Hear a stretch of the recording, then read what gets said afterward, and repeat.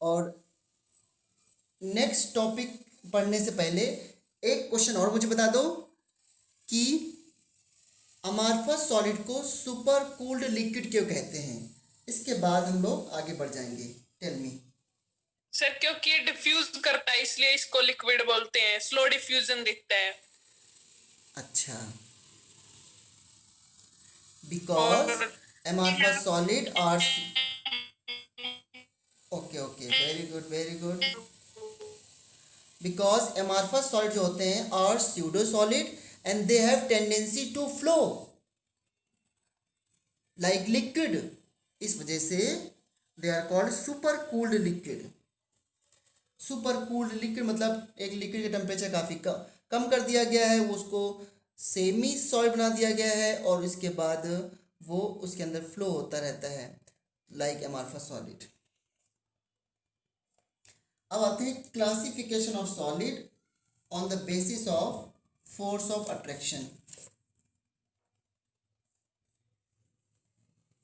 Classification of solid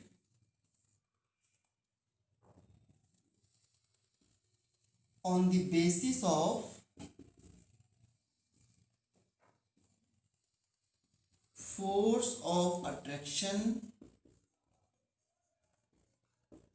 between particles। Particle का मतलब constituent ions, sorry constituent particles. Constituent particle मतलब जिससे solid मिलकर के बना है। It may be atoms, it may be molecules और it may be ions.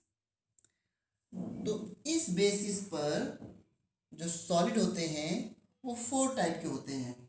Number 1 ionic solid, number 2 covalent solid, 3 molecular solid and 4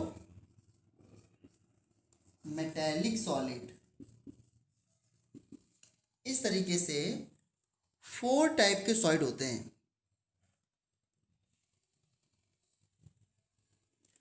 इन्हें 1 बाय 1 स्टडी करते हैं बच्चों। तो सबसे पहले है आयनिक सॉलिड क्या होते हैं।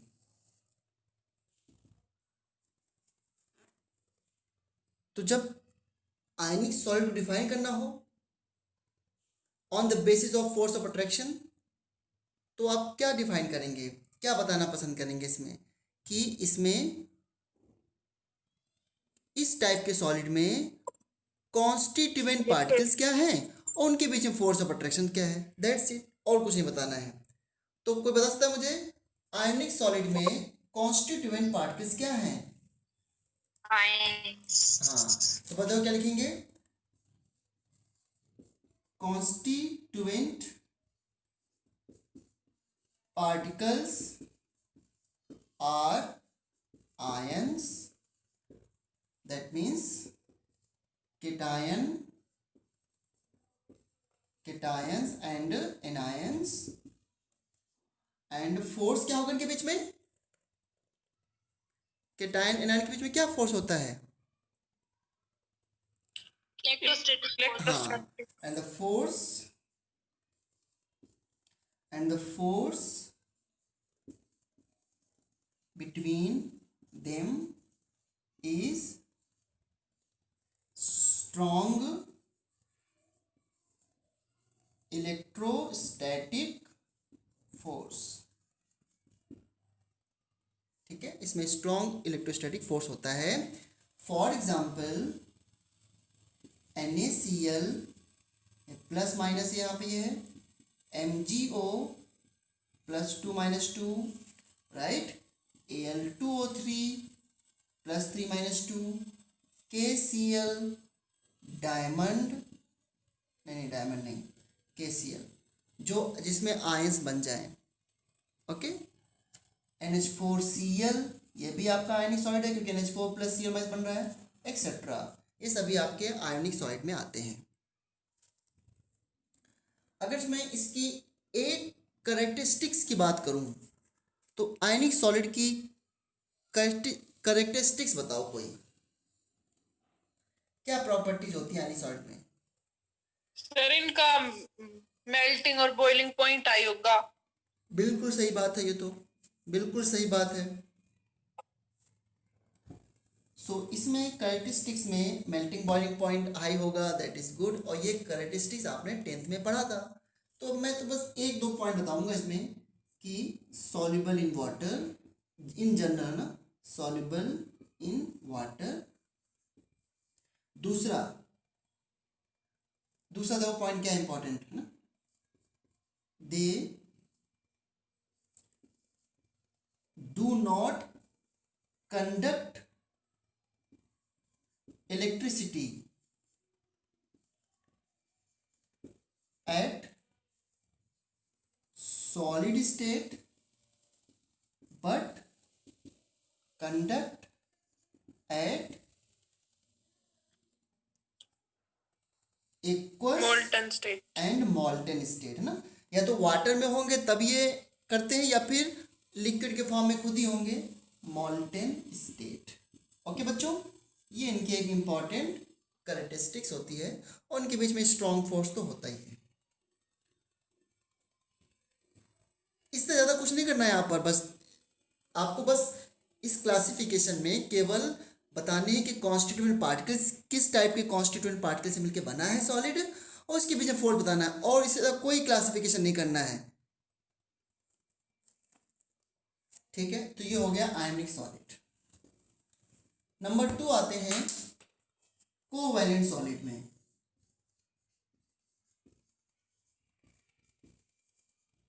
ठीक है, सो बताओ कोवैलेंट सॉलिड क्या होते हैं, क्या बताना है आपको? पहले तो बताओ इसमें कॉन्स्टिट्यूएंट पार्टिकल्स क्या हैं।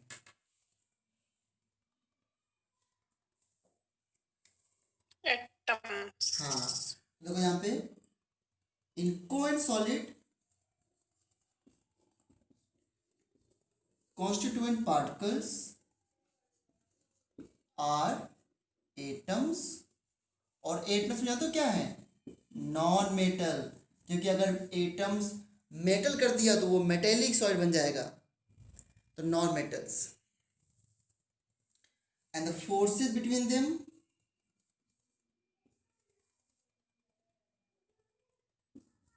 forces between them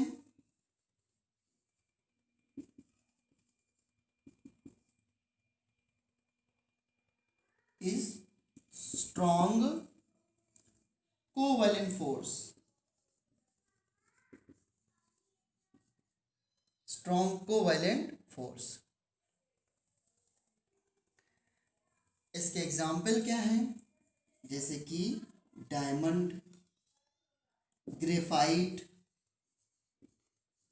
silica, silica क्या होता है SiO2 एक्सेट्रा, जिसमें ये 3 डायमेंशन नेटवर्क सॉलिड होता है, ये भी 3D नेटवर्क सॉलिड होता है, ये 2D सॉलिड होता है, 2 डायमेंशन। अब बताओ यहाँ पर एटम क्या है, डायमंड में कार्बन, ग्रेफाइट में क्या होता है एटम, कार्बन, और सिलिका में क्या होता है एटम, सिलिकॉन एंड ऑक्सीजन। सारे नॉन मेटल है ना ये, क्यों बच्चों? Yes sir. Yes sir.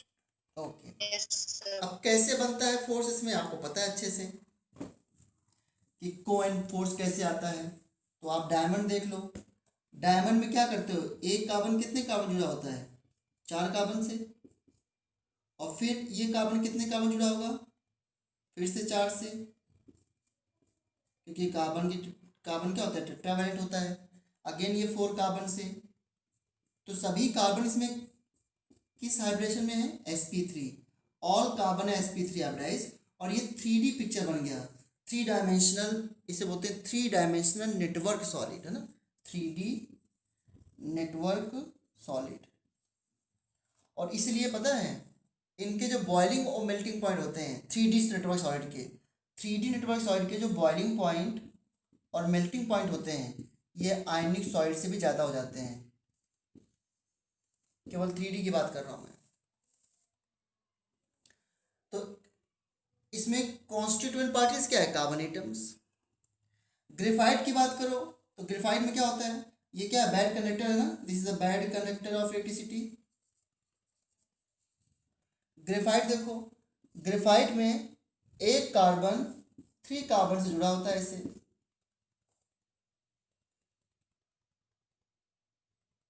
ठीक है।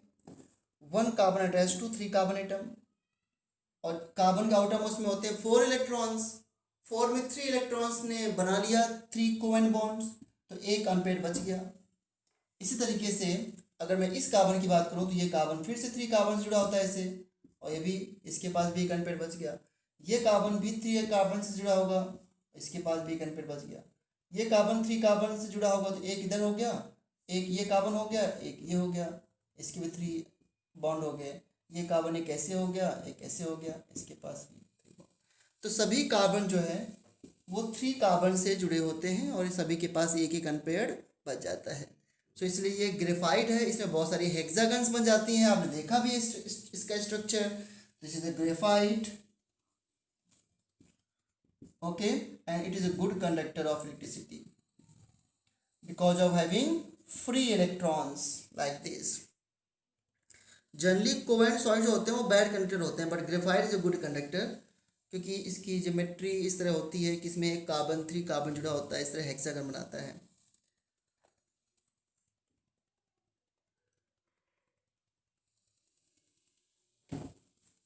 अब मैं अगर SiO2 की बात करूं, SiO2, SiO2 का स्ट्रक्चर आप लोगों ने 11th में यस पढ़ा सर, होगा, P ब्लॉक में पढ़ा होगा। बनाया था सर। हाँ, अब याद नहीं होगा वैसे, याद है किसी को कैसे होता था? इसमें एक सिलिकॉन 4 ऑक्सीजन जुड़ा होता है, एक ऐसा बीच में और 4 ऑक्सीजन ऐसे, किस मैनर में? टेट्राहेड्रल मैनर में, टेट्राहेड्रल की तरह जुड़ता है ये भी इस तरीके से। अब सिलिकॉन ने 4 बॉन्ड बना लिए, ऑक्सीजन कितने बॉन्ड बनाएगा? 2। तो अब ये ऑक्सीजन एक सिलिकॉन से और जुड़ जाएगा, 2 बॉन्ड हो गए ऑक्सीजन के। फिर ये सिलिकॉन 4 ऑक्सीजन से, ये ऑक्सीजन फिर से एक सिलिकॉन से, और फिर ये सिलिकॉन 4 ऑक्सीजन से।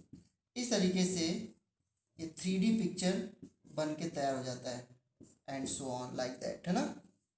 Silicon, oxygen, oxygen, oxygen, silicon, oxygen, oxygen, oxygen. क्या समझ रहे हैं आप लोग? तो ये भी आपके क्या है? 3D नेटवर्क सॉलिड, और सभी सिलिकॉन पे क्या हाइब्रिडेशन है? sp3। डायमंड में कार्बन पे क्या था हाइब्रिडेशन? डायमंड में एक कार्बन 3 कार्बन जुड़ता है ना, तो 3 सिग्मा बॉन्ड हुए तो sp2। इसलिए सॉरी, ग्रेफाइट, ग्रेफाइट में एक कार्बन 3 कार्बन से जुड़ता है ना, तो इसलिए ग्रेफाइट में हर कार्बन पे क्या होगा hybridisation? sp2, and that's why it is a planar. But ये मॉलिक्यूल क्या है? 3D है, 3D नेटवर्क सॉलिड होता है, they will be tetrahedral.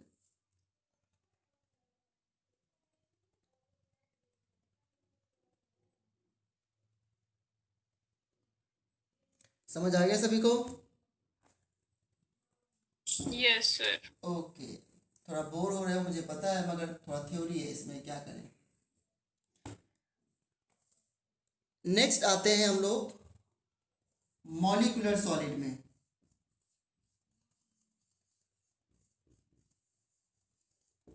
Molecular solid जो होते हैं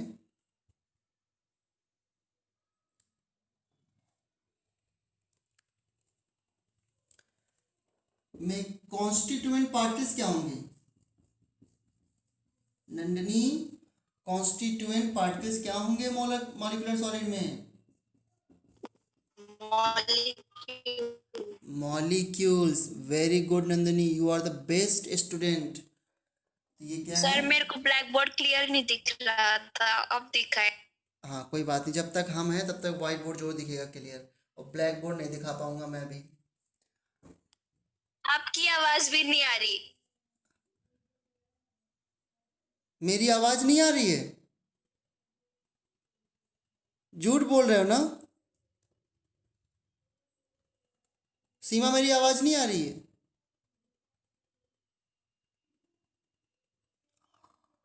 प्रॉब्लम तो आ रही है।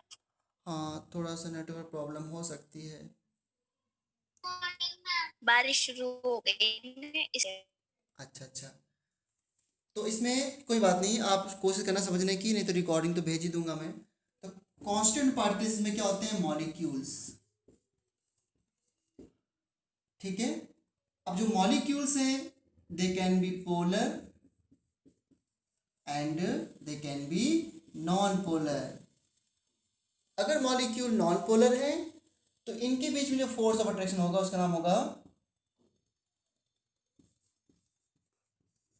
Van der Waals force of attraction. ठीक है, इसी का एक नाम और होता है, इसे बोलते हैं induced dipole force. Induced dipole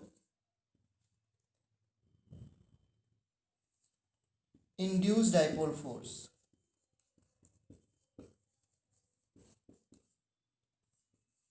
ठीक है, और अगर पोलर मॉलिक्यूल है,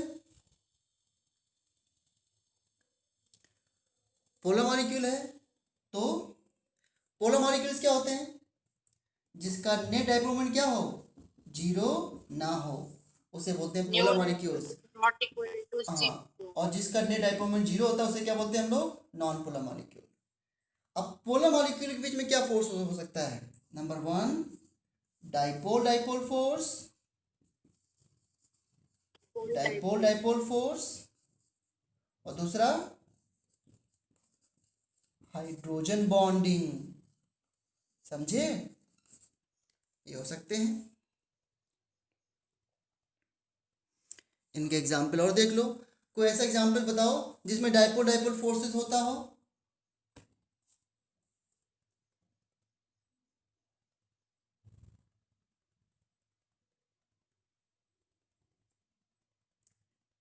अब ये फोर्सेस सारे आपने पढ़े स्टेट्स ऑफ मैटर में, यहाँ पर इसको पढ़ने का टाइम नहीं है। डाइपोल फोर्स से किसके बीच में होता है? Between dipole molecules. डाइपोल का मतलब क्या होता है? जिस मॉलिक्यूल के दो पोल हो सके। जैसे कि इसका एग्जांपल क्या है? HCl।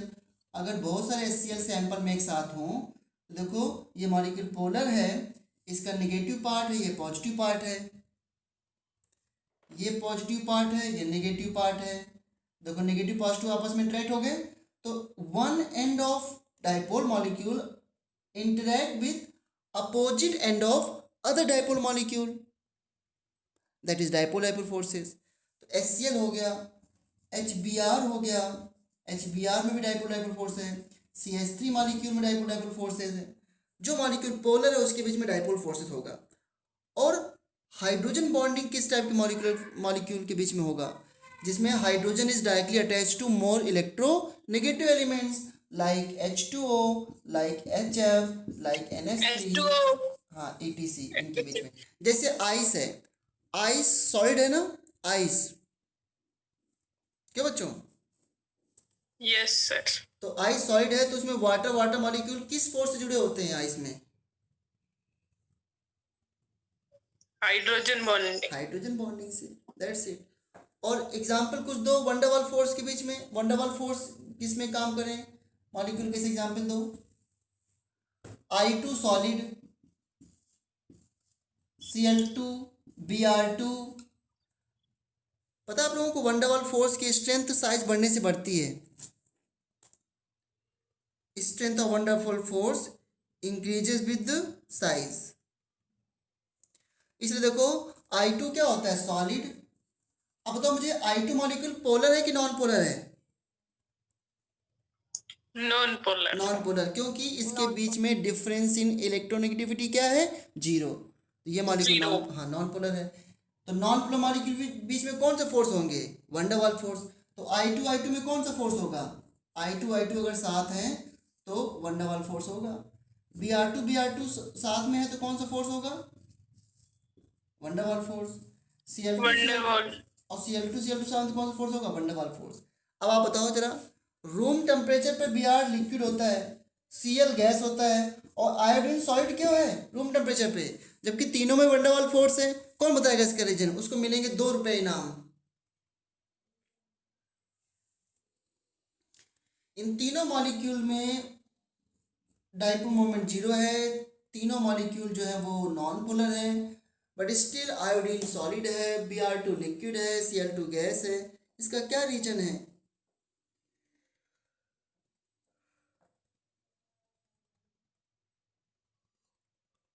पता है नंदनी आपको?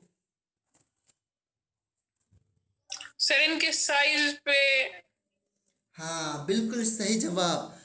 The strength of one double force increases with size. इसलिए I2 में one double force of attraction ज़्यादा स्ट्रांगर होगा विद Br2 और Br2 में वन डबल फोर्स ज़्यादा स्ट्रांग होगा विद रिस्पेक्ट टू Cl2। इस पे बहुत क्वेश्चन आ चुके हैं। तो इस वन डबल फोर्स की स्ट्रेंथ है, और जब फोर्स ऑफ अट्रैक्शन ज़्यादा होते हैं तो लिक्विड किस में कन्वर्ट होता है? सॉलिड में। और गैस किस में कन्वर्ट होती है? लिक्विड में। ठीक है, समझ सर में आ 2 गया? रुपए। क्या बेटा? 2 रुपीज। 2 रुपीज आपके जमा हो गए बैंक में, जब स्कूल खुलेंगे दे दूंगा। स्नेह, सर कैसे हो बेटा? ठीक हो? अच्छा, स्नेह आपने एक, सर हाँ बेटा बोलो। हनी कह रही है उसका नेट नहीं चल रहा, वो वीडियो में से देख लेगी। मैं अभी को हनी को फ़ोन करता हूँ। सब लोग झूठ बोलने के लिए सभी को मैं ही मिलता हूँ बस। सबसे ज़्यादा मेरे से झूठ बोला जाता है इस क्लास में। मुझे तो रोना आ रहा है। चलो मैं फिर थोड़ी देर बाद में रोऊंगा, पहले पढ़ा लेता हूँ। ये बताओ मुझे, स्नेह से मैं कोई बात करने वाला था, मैं भूल गया। हाँ स्नेह बेटा, आपने हाइड्रोकार्बन पढ़ा होगा। Yes sir. हाँ, तो आपको पता है मीथेन क्या होती है रूम टेम्परेचर पे? गैस या लिक्विड? मीथेन, लिक्विड शायद से। ओहो, गैस होती है। क्यों सीमा, गैस होती है ना मीथेन रूम टेम्परेचर पे? Yes sir. और इथेन क्या होती है?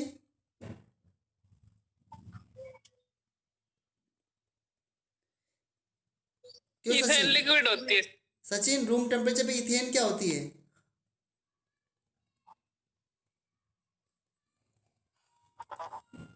चले गए वो भी।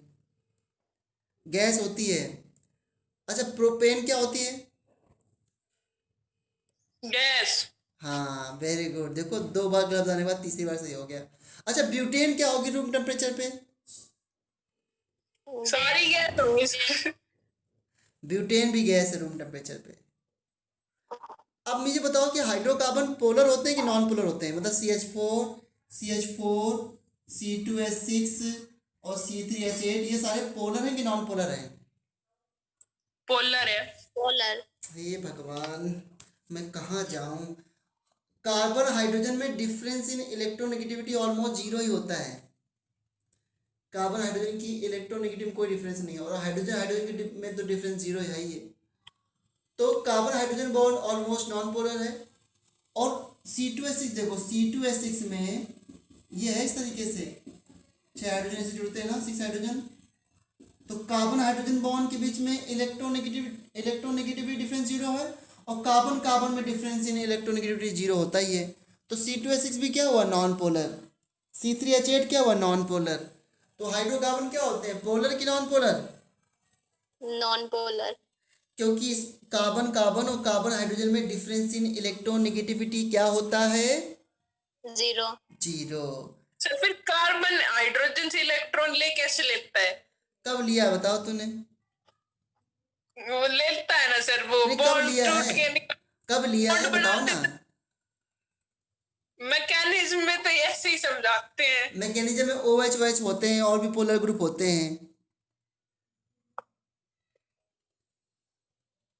कार्बन हाइड्रोजन हाइड्रोजन बॉन्ड जब भी टूटता है अक्सर होमोलिटिक फ्यूजन होता है। हाँ, अगर कोई बेस आ गया उसके पास और कार्बन हाइड्रोजन बॉन्ड में कार्बन हाइड्रोजन एसिडिक हो गया तो अलग बात है। समझी ना कि नहीं समझी? Yes sir. हाँ, अब मेरा जो ये पूछने का पर्पस था स्नेह से, वो तो अभी सॉल्व नहीं हुआ, लेकिन इतना समझ में आ गया कि आपको ये बात पता नहीं थी। और अब खुशी हो रही है कि ये बात मैंने आपको पता करा दी। तो क्या मैं ये कह सकता हूँ मीथेन, इथेन, प्रोपेन, ब्यूटेन सभी गैसेज होती है रूम टेम्परेचर पर because they are non polar molecules में वंडर वाल फोर्स होता है। ठीक है, बोलो। Yes. अच्छा बताओ ब्यूटेन ब्यूटेन में कौन सा फोर्स होगा, वंडर वाल या डाइपोल डाइपोल? वंडरवॉल। वंडर वाल। प्रोपेन प्रोपेन में कौन सा फोर्स होगा? वंडरवॉल। Wonder wall. चलो आगे देखो। पता है रूम टेम्परेचर पे पेंटेन क्या होता है, पता है आपको ये बात?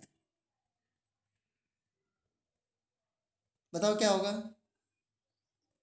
गैस। Gas. गैस, क्योंकि 4 बार गैस लिया तो 5वीं बार भी गैस ही होना चाहिए ना। रूम टेम्परेचर पे पेंटेन लिक्विड होता है। I am so sorry. और हेक्सेन भी लिक्विड है, हेप्टेन भी लिक्विड है, ऑक्टेन भी लिक्विड है, नोनेन भी लिक्विड है और डिकेन भी लिक्विड है।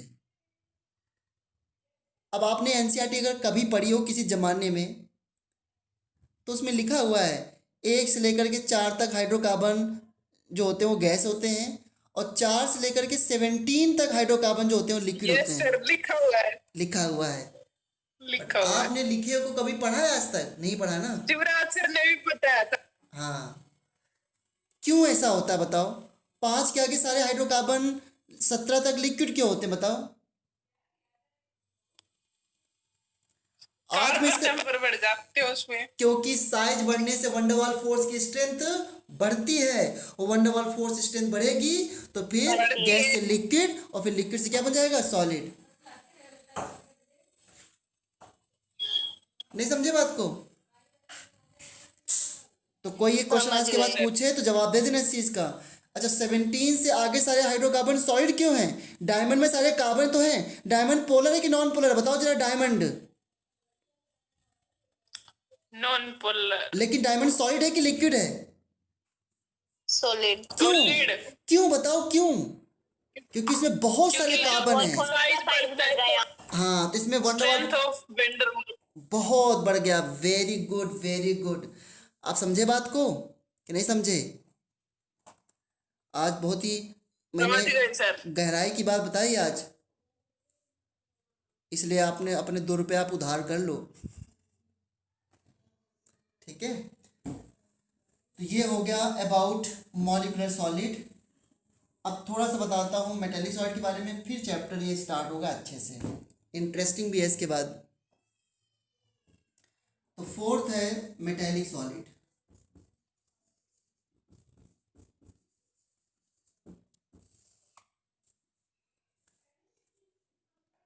मेटेलिक सॉलिड में कॉन्स्टिट्यूएंट पार्टिकल्स क्या होंगे?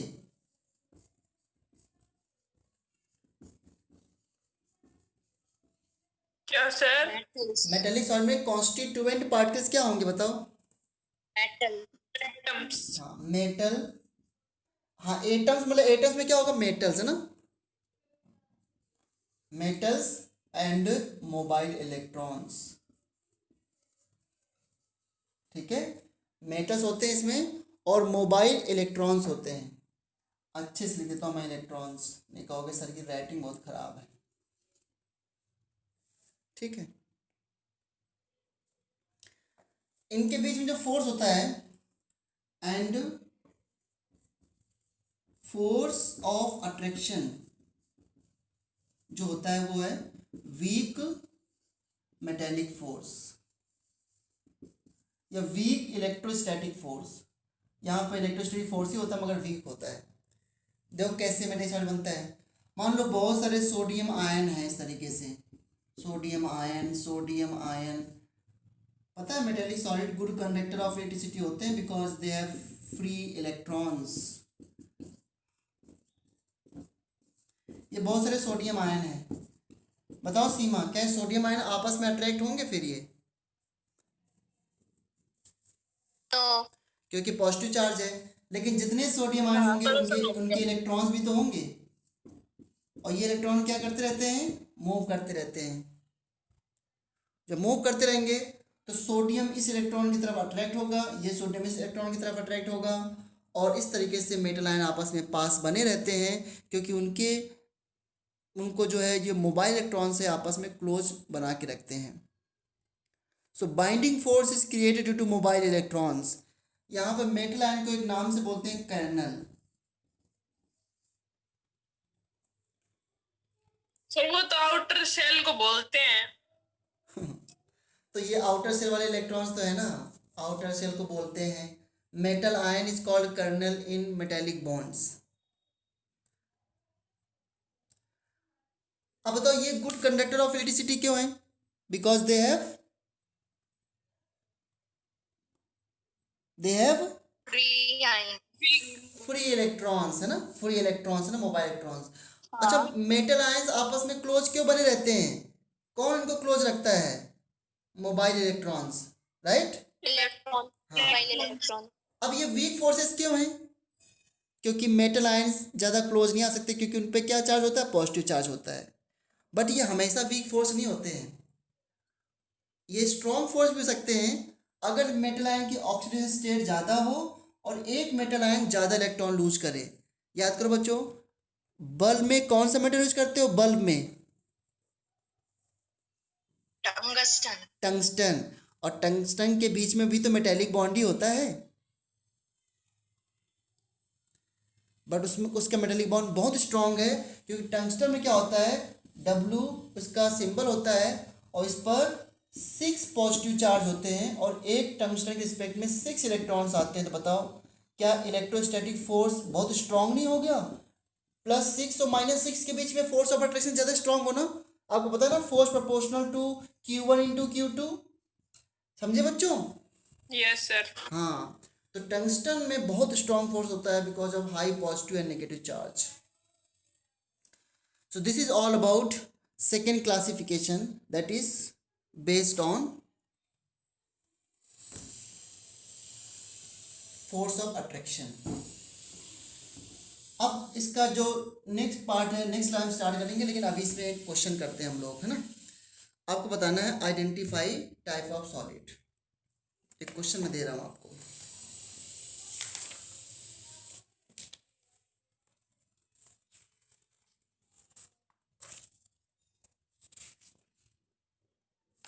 तो कोई जल्दी से मुझे बता सकता है कि on the basis of force of attraction कितने टाइप के होते हैं सॉलिड? जल्दी से कोई बताएगा मुझे?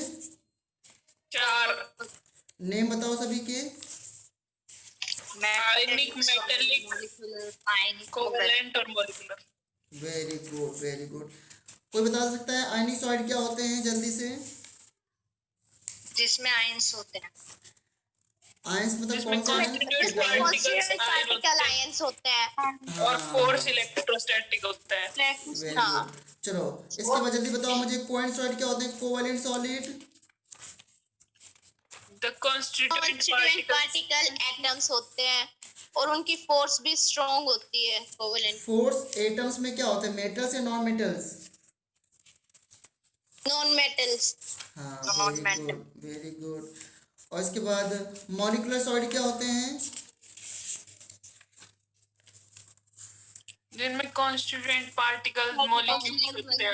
हाँ, और मॉलिक्यूल्स क्या हो सकते हैं? Polar and non polar. Non polar. तो पोलर अगर मॉलिक्यूल्स है तो किस टाइप का फोर्स ऑफ अट्रैक्शन होगा? कौन कौन सा फोर्स ऑफ अट्रैक्शन हो सकता है? एक तो हाइड्रोजन और एक डाइपोल। डाइपोल, डाइपोल फोर्स और हाइड्रोजन बॉन्डिंग। Hydrogen bonding. और अगर मॉलिक्यूल नॉन पोलर है तो कौन सा फोर्स होगा? Van der van force. Van der Waals force. Induced dipole. Induced. Very good, very good. ठीक है, ठीक है। चलो नाउ टेल मी,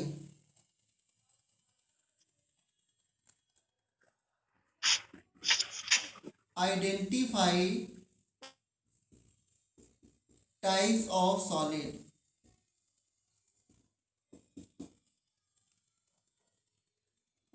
K2SO4,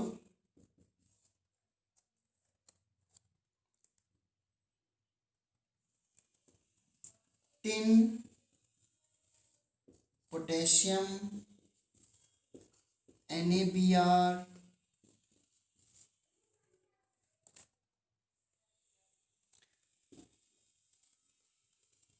benzene, graphite, SiO2 solid,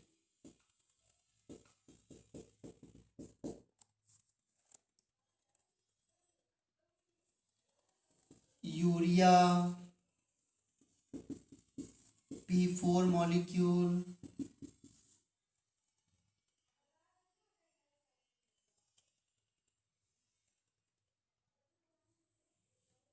argon, NH4 का होल थ्राइस PO4। चलो फास्ट एक एक करके बताते हैं। नंबर 1, किस टाइप का सॉलिड होगा? आयनिक। अगर आयंस बन सकते हैं तो आयनिक सॉलिड। वेरी गुड, सभी लोग एग्री कर रहे हैं इस आंसर से? अरे जल्दी से बोलो तो फिनिश करते हैं इस टॉपिक को। सभी लोग एग्री कर रहे हैं इस आंसर से?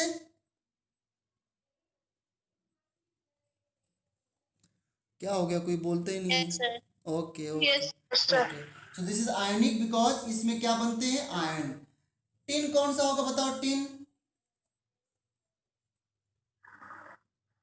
Metallic. Yes, tin is a metallic solid.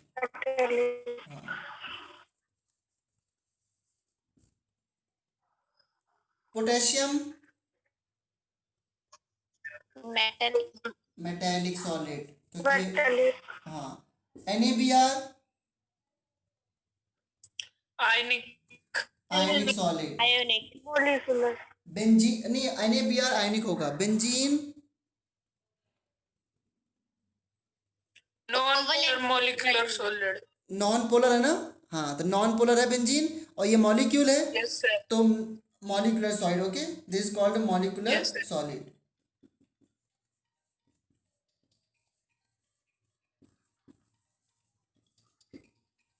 Graphite कैसा होगा?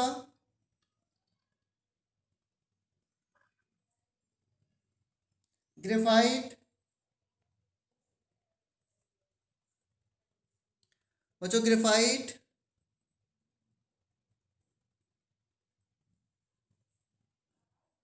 क्या हुआ, क्यों नहीं बता रहे हो आप लोग? कोवेलेंट।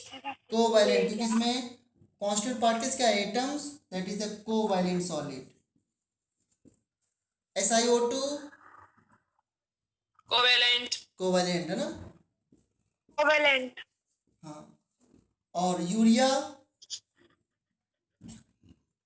यूरिया मॉलिक्यूल है ना?